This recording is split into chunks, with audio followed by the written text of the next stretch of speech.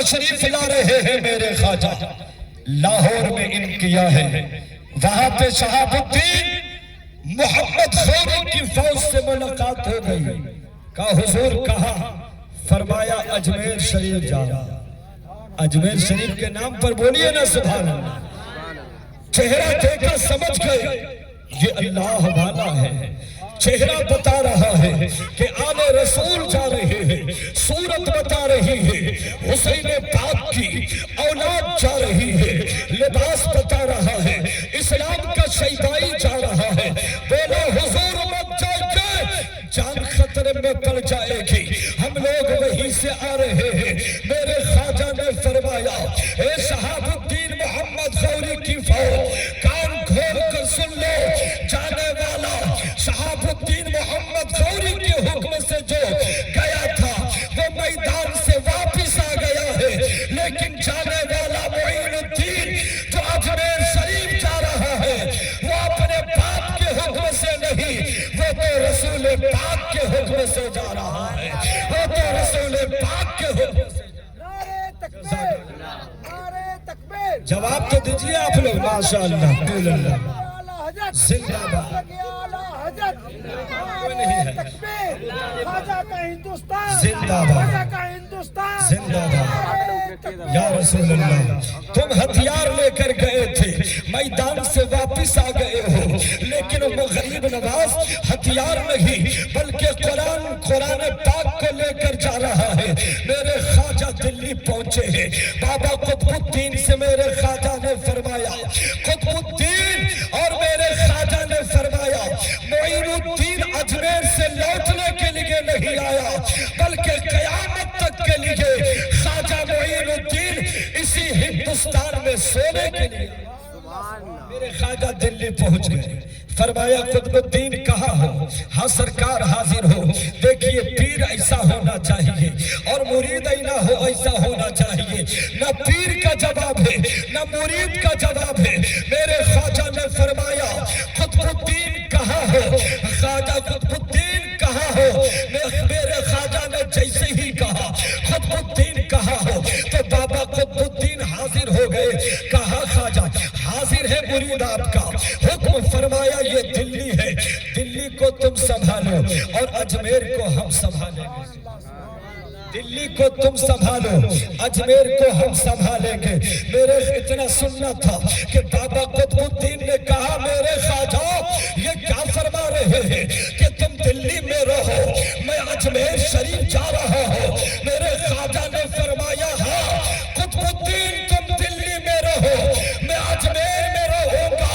تو بابا قطب الدین نے کہا اے میرے خواجہ میں آپ کی محبت میں ماں باپ کو چھوڑ دیا ہے، آپ کی محبت میں بال بچوں کو چھوڑ دیا ہے، آپ کی محبت میں خاندان کو چھوڑ دیا، اور آپ فرماتے ہیں کہ تم دلی میں رہو، میں اجمیر شریف جا رہا ہوں۔ میرے خواجہ نے فرمایا قطب الدین وقت کا تقاضا یہی ہے کہ تم دلی میں رہو، مگر سنا قطب الدین میرا جسم تو اجمیر میں رہے گا مگر دل تمہارے پاس رہے گا۔ محبت سے بول دیجئے سبحان اللہ۔ جسم اجمیر، جسم کہاں رہے گا؟ اجمیر میں، مگر دل تمہارے پاس رہے گا۔ بابا قطب الدین نے کہا حضور وعدہ فرمایا ہاں وعدہ۔ فرض کیے دلی میں رہنے کے لیے بابا قطب الدین تیار ہو گئے، رہنے لگے بابا قطب الدین، اور دیکھتے ہی دیکھتے پورے دلی میں انقلاب برپا ہو گیا۔ جو لوگ گنگا جمنا کو پوچھ رہے تھے وہ وحدہ لا شریک کی بارگاہ میں جھک گئے ہیں۔ ہر طرف کلمہ طیبہ لا الہ الا اللہ محمد رسول اللہ کا روحانی نغمہ گونجنے لگا۔ دیکھتے ہی دیکھتے پورے دلی میں انقلاب برپا ہو گیا، مگر کچھ باطل پرست تھے جن لوگوں کو بابا قطب الدین کی یہ عزت یہ شہرت اچھی نہ لگی، یہ لوگ آپس میں بیٹھ گئے ہیں اور مشورہ کیا ہے کہ سنو یہ بابا جب سے دلی میں آیا ہے نا تب سے ہم لوگوں लोगों की रोजी रोटी खत्म हो गई, सब लोग उन्हीं के पास जा रहे हैं, सब लोग बाबा कुतुबुद्दीन का हाथ पांव चूम रहे हैं, सारा नजराना वही जा रहा है। सुनो, अगर बाबा कुतुबुद्दीन दिल्ली में रह गए तो हम लोगों की रोजी रोटी खत्म हो जाए। एक ने कहा क्या करोगे? कहा इनको दिल्ली से जल्दी भगाओ वरना हम लोगों की दुकानें बंद हो जाएगी। जैसे तैसे लोग चला रहे थे ने। एक ने कहा कैसे भगाओगे? हिमालय पहाड़ को हिलाना आसान है मगर बाबा से भगाना आसान नहीं है। हिमालय पहाड़ को हिलाना आसान है मगर बाबा कुतुबुद्दीन को दिल्ली से भगाना आसान नहीं है। एक तो इनकी विलायत और तकवा चांद और सूरज से ज्यादा रोशन है और दूसरी वजह यह है कि हिंदुस्तान का बादशाह शमशुद्दीन अल्तमश इनके मुरीद है, बाबा इनके पीर है।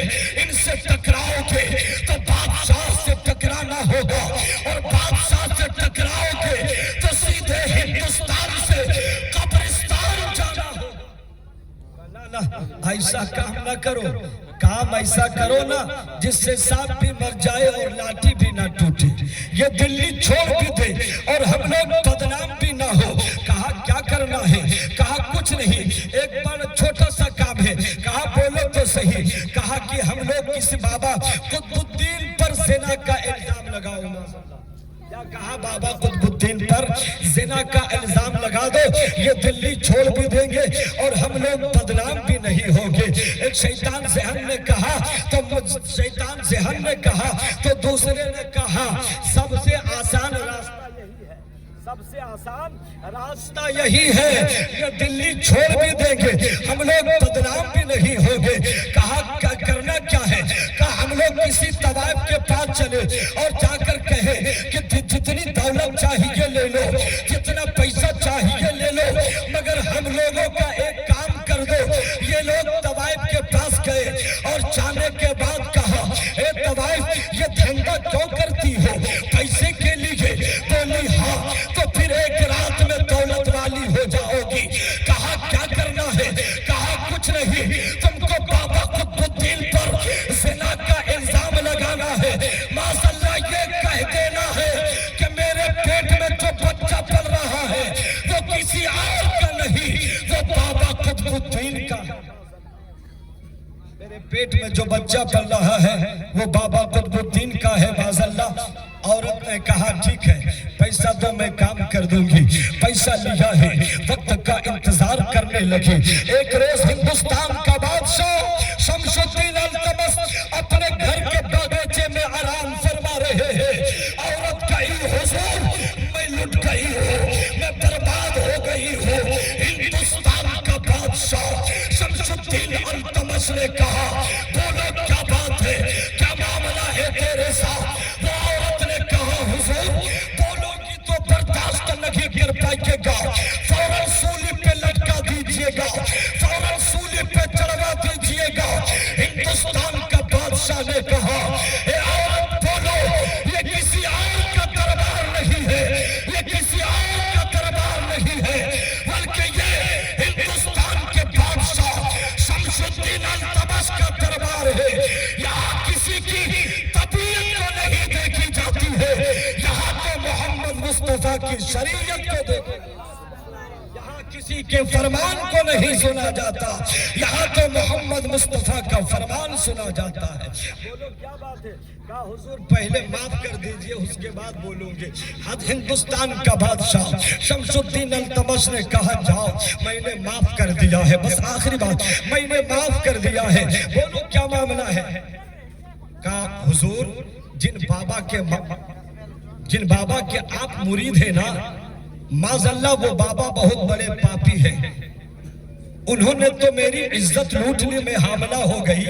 मेरे पेट में जो बच्चा पल रहा है वो बाबा कुतुबुद्दीन का है। माज़अल्लाह सब बार अस्तगफिरुल्लाह। इतना सुनना था कि हिंदुस्तान का बादशाह शमशुद्दीन अल्तमश समझ गए ये इल्जाम नहीं बल्कि आइटम बम था जो बादशाह के ऊपर गिरा है और पूरे वजूद को बिखेर दिया। मगर बादशाह को मालूम था कि इस فرشتہ صفت انسان پر الزام لگ رہا ہے، جن کی بارگاہ میں فرشتے بھی ادب کے ساتھ. بادشاہ نے کہا عورت اگر یہ بات سچ ہے نا تو کل کچہری میں آ جانا دودھ کا. اللہ اس بچے کی عمر میں برکتیں عطا فرمائے، آمین. پورا مجمع ہاتھ اٹھا کر بول دو میرے ساتھ، یا خواجہ یا خواجہ. خواجہ کا ہندوستان، خواجہ کا ہندوستان، ہندوستان کا سنی مسلمان. بادشاہ نے کہا عورت اگر یہ بات سچی ہے تو کل کچہری میں آ جانا، دودھ کا دودھ اور پانی کا پانی، فیصلہ ہو جائے گا. عورت چلی گئی ہے، عورت چلی گئی، مگر ہندوستان کا بادشاہ شمس الدین التمش پوری رات بستر پر کروٹ بدلتے رہے، مگر یہ خبر پورے دلی میں انقلاب ہوئی، پورے دلی میں جنگل کی آگ کی طرح پھیل گئی ہے. سب لوگ ایک دوسرے سے پوچھ رہا ہے ارے کچھ سنا ہے، کچھ سنا ہے، کچھ سنا ہے. کہا اتنی اہم خبر اب تک نہیں سنا. کہا کیا ہوا؟ کہا ارے ایک عورت نے جو بابا قطب الدین پر زنا کا الزام لگایا ہے، کل فیصلہ ہونے والا ہے. چلو چل کر اپنی آنکھوں سے دیکھیں گے، اپنے کانوں سے سنیں گے. صبح ہوتے ہی ہوتے دلی کی کچہری کچا کچ لوگوں سے بھر گئی ہے. ہندوستان کا بادشاہ بھی تشریف لائے ہیں، بابا قطب الدین بھی تشریف لائے ہیں، عورت بھی حاضر ہوئی ہے.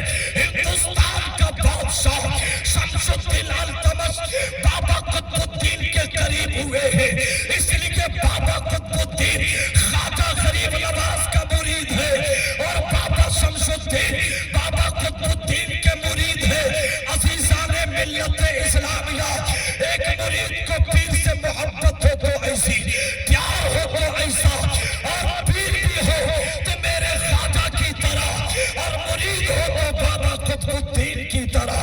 نہ پیر کا جواب ہے نہ مرید کا بھی جواب ہے، پیر بھی لاجواب ہے اور مرید بھی.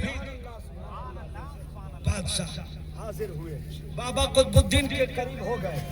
بادشاہ بابا قطب الدین کے قریب ہوئے. شمس الدین التمش بابا قطب الدین کے مرید تھے نا، قریب ہوا. سکندر بھائی جلدی سے آ جائیے، میرے بعد کوئی صلاۃ و سلام ہونے والا ہے.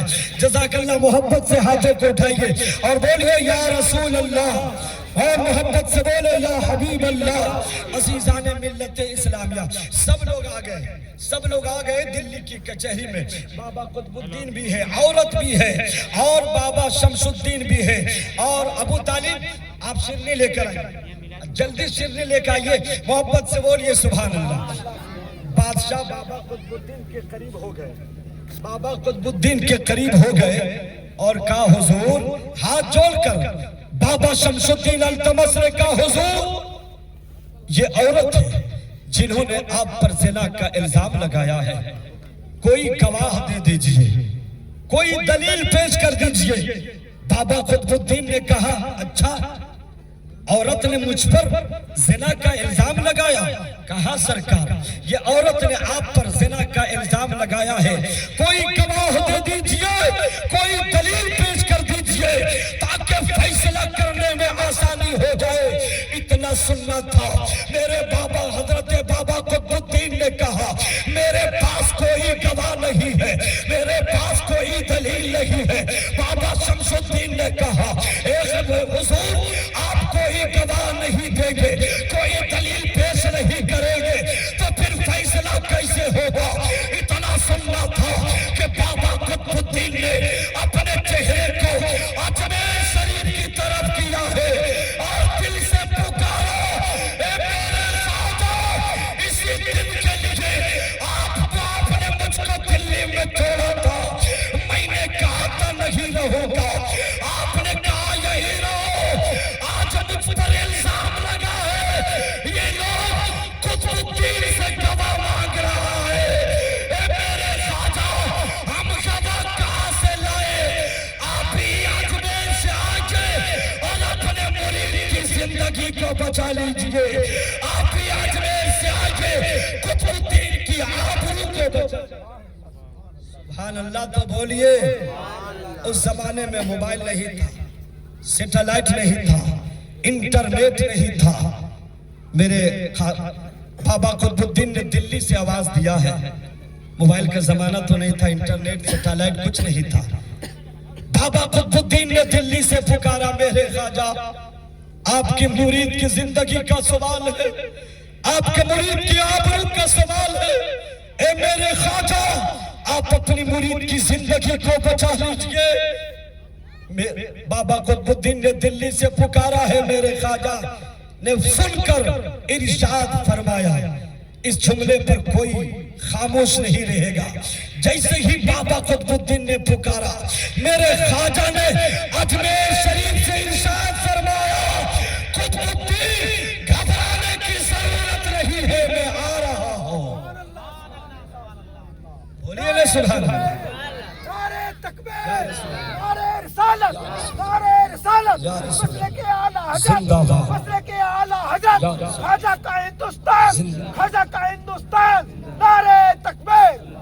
शिकस्ता दिल से दुनिया आशनाए राज होती है, इधर उधर आवाज होती है। आ रहा हूं, मेरे ख्वाजा ने फरमाया आ रहा हूं। आ गए दिल्ली, पलक झपकते ही मेरे ख्वाजा दिल्ली पहुंच गए। अहले दिल्ली वालों ने देखा, करीब हो गए। अचानक जब आदमी किसी को देखता है तो बेचैन होता है, बेकरार होता है। इसलिए जब ख्वाजा गरीब नवाज अचानक आ गए दिल्ली, तो बाबा कुतुबुद्दीन भी है, औरत भी है, बाबा शमसुद्दीन भी है। जैसे ही ख्वाजा गरीब नवाज दिल्ली पहुंचे हैं, हिंदुस्तान का बादशाह शमसुद्दीन अल्तमस आगे बढ़े हैं, अपनी कुर्सी छोड़ी और ख्वाजा गरीब नवाज के करीब पहुंचा, हाथ चूम कर कहा, ए मेरे ख्वाजा आप कैसे आ गए हैं? आप तो दिल्ली आने से पहले खत लिखते थे, आने से पहले लेटर लिखते थे, आने से पहले खबर किया करते थे। ए मेरे ख्वाजा आज अचानक कैसे पहुंच गए? क्या इमरजेंसी हो गई? तो मेरे ख्वाजा ने फरमाया था, बहुत इमरजेंसी मोबाइल मेरे कुतुबुद्दीन का मेरे पास चला आया, नेटवर्क फेल नहीं हुआ, मिस कॉल नहीं हुआ, कुतुबुद्दीन से बात हुई है। मैंने देखा कि कुतुबुद्दीन परेशान है, मैं खैरियत पूछने के लिए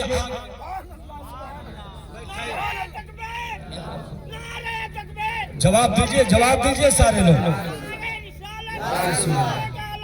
जिंदाबाद, अल्लाहु अकबर। मैं आ रहा हूं। अभी हमारे सदर साहब ताजा अजमेर शरीफ से आए, मोहब्बत से बोलिए सुभान। आ रहा हूं। आ गए। मेरे ख्वाजा ने फरमाया, शमसुद्दीन तुम ये तो बताओ कि ये भीड़ क्यों है, ये मजमा क्यों है, और मेरा कुतुबुद्दीन यहाँ क्यों है? हिंदुस्तान का बादशाह ने कहा, सरकार फैसला हो रहा है। मेरे ख्वाजा ने फरमाया, किस चीज का फैसला हो रहा है? कहा, हुजूर एक औरत ने है जो ज़िना का इल्जाम लगाया। मेरे ख्वाजा ने फरमाया, किस पर? कहा, कुतुबुद्दीन पर। अल्लाह अकबर। इतना सुनना था, मेरे ख्वाजा ने फरमाया, कुतुबुद्दीन पर, मेरे मुरीद पर, मेरे जानशीन पर तुम्हें यकीन कैसे हो गया कि मेरा मुरीद ऐसा घटिया काम करेगा? तुमने सोच कैसे लिया? तो बादशाह और शमसुद्दीन अल्तमस ने कहा, हुजूर यकीन तो दूर की बात है, शमसुद्दीन सोच भी नहीं सकता। कहा, जब तुम सोच नहीं सकते हो तो फिर ये फैसला क्यों कर रहे हो? तो बादशाह ने कहा, मेरे सरकार, ख्वाजा गरीब नवाज से बादशाह ने कहा, हुजूर आज अगर मैं फैसला नहीं करूंगा तो आने वाली नस्लें मुसलमानों को ताना देगी कि जब तुम्हारे बाप दादा हुकूमत कर रहे थे तो अपने पीर की आबरू को बचाने के लिए इंसाफ का गला घोट दिया था। आज शमसुद्दीन फैसला करके दुनिया वालों को ये पैगाम देना चाहता है कि शमसुद्दीन किसी की तबीयत को नहीं देखा करता है, बल्कि शम्स उद्दीन तो मुस्तफा के फरमान को देखा। आज फैसला नहीं करूंगा तो आने वाली नस्ल मुसलमानों को ताना देगी। जब तुम्हारे बाप दादा हुकूमत कर रहे थे तो अपने पीर की आबरू को बचाने के लिए इंसाफ का गला घोट दिया था। आज मैं फैसला करके बताना चाहता हूँ कि मुसलमान किसी के खानदान को नहीं देखा करता है, बल्कि मुसलमान तो मुस्तफा के फरमान को देखा करता है। अपनी गुफ्तगू को यही इख्तिताम करता हूँ। वक्त की किल्लत दामनगीर है, रब्बे ज़ुल जलाल की बारगाह में दुआ है मौला, इन तमाम बातों पर हमको आपको सबको भरपूर अमल